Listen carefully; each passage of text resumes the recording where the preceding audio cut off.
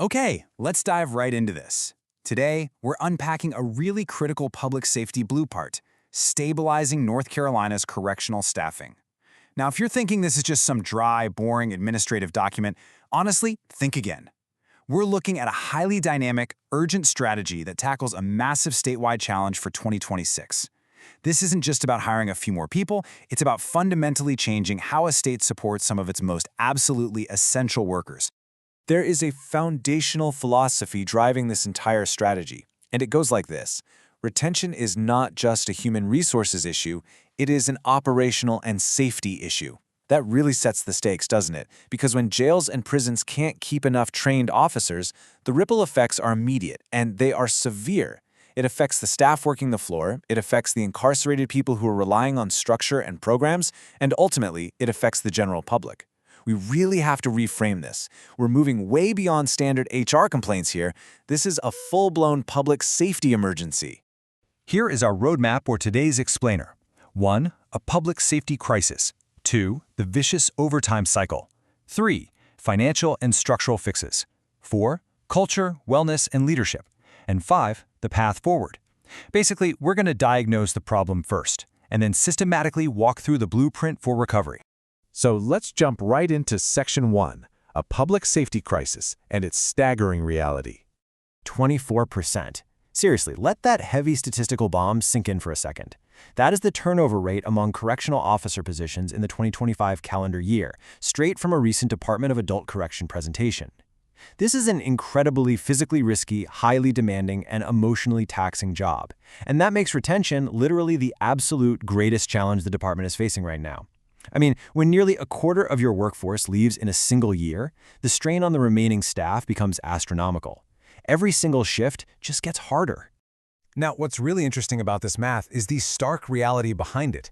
In 2025, North Carolina hired 1,530 correctional officers, yet they ended the year with fewer filled positions than the year before. Let that play out in your mind.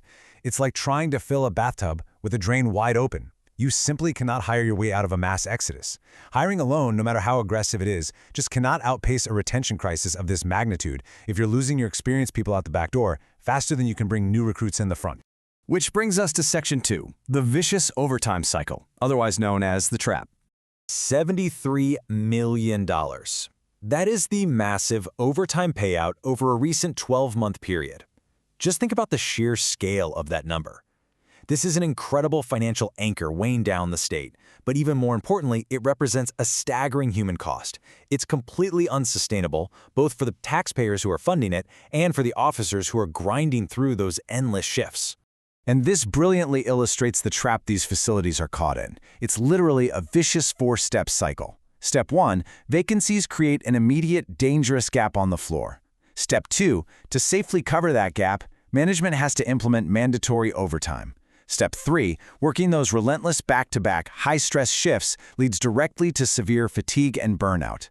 And Step 4, that total exhaustion causes resignations, which of course dumps us right back at Step 1, but with even more vacancies. The problem just feeds itself. And while this whole cycle spins totally out of control, it drastically reduces access to the vital programs and services that support rehabilitation, which completely undermines the core mission of the facility. All right, let's look at Section 3, financial and structural fixes, and how we actually start breaking this cycle. You know, a one-size-fits-all wage just doesn't cut it for a retention problem this complex. Instead, state policymakers are proposing some highly targeted incentives. For long-term service, a 2025 legislative proposal included specific 5-year and 10-year retention bonuses. And for those really difficult assignments, there's a big push for enhanced hazard pay directed specifically at officers working in facilities that are operating below safe staffing levels. They're targeting the hardest-to-fill shifts and specifically rewarding the experienced officers who actually stick around. Because honestly, that is exactly where the financial focus needs to be to stop the bleeding. Let's move on and see how this builds into long-term career planning. We really have to contrast the old mindset of corrections as just a temporary stopgap job with this new blueprint of a genuine professional career path. Strategy 6 from the state's materials emphasizes that retention drastically improves when officers can actually see a future beyond entry-level custody work. If the state offers clear advancement opportunities, like moving into classification, investigations, training, or leadership, it transforms the entire role. It tells officers that staying isn't just about grinding it out. It leads to better pay, greater responsibility, and real professional respect. Moving on to Section 4, Culture, Wellness, and Leadership. This is all about the human element. Strategy 3 recognizes something crucial. The way you train your staff directly dictates how long they're going to stay. Basic training was recently expanded from 4 weeks to 6 weeks, but look closely at what they actually added. We're talking crisis intervention, mental health, verbal de-escalation, conflict resolution, and dedicated education on correctional fatigue. Better preparation paired with strong post-hire field coaching and realistic expectations ensures new officers feel supported right out of the gate. When they feel truly equipped for the reality of the work they're actually doing, they are far more likely to remain in the field. People leave managers before they leave jobs. I mean, it's a universal workplace truth, right? But in the extreme, high-stakes environment of corrections, it is magnified tenfold. Supervisors completely shape the daily culture and safety of a facility. They influence whether problems get addressed early on or just swept under the rug. If an officer doesn't feel respected or supported by their manager, no amount of hazard pay is going to keep them coming back to work. So, to address that human element, North Carolina's training materials highlight some heavy investments in leadership and wellness.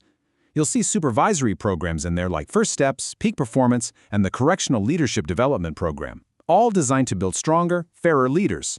But equally important is the wellness piece. We're talking confidential counseling, peer support, critical incident follow-up, and a huge cultural shift, creating an environment with absolutely zero workplace punishment for asking for help.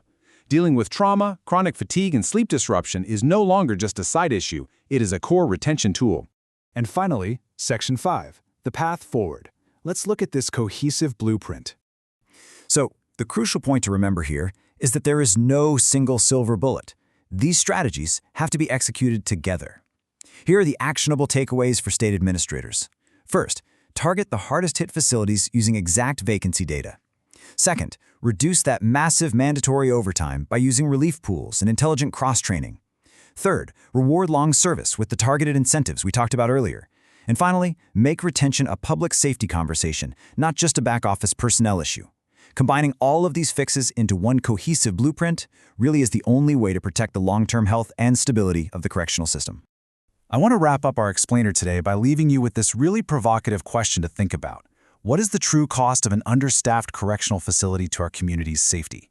Because it's not just that $73 million in overtime. It's the burnout, it's the loss of experienced, steady officers, and it's the increased danger to everyone, inside and outside those walls. Keeping experienced officers on the job is absolutely essential for the safety of the public at large. Thank you so much for joining me for this deep dive. Stay focused, and I'll catch you on the next explainer.